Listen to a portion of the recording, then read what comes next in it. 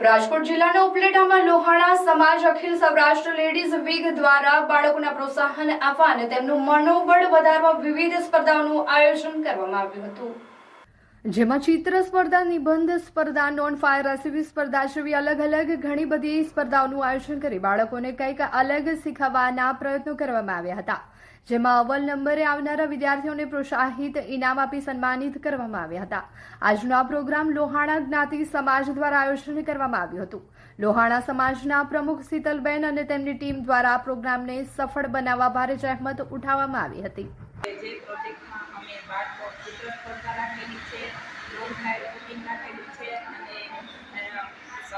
કઠિન સંજોગોમાં બાળકો કેવી રીતના પરિસ્થિતિમાંથી પસાર થઈ શકે એ માટે એક ટેબલ તૈયાર કરેલ છે અને આનો હેતુ છે બાળકોનો અને મહિલાઓનો સર્વાંગી વિકાસ થાય એ માટે આજે અમે એક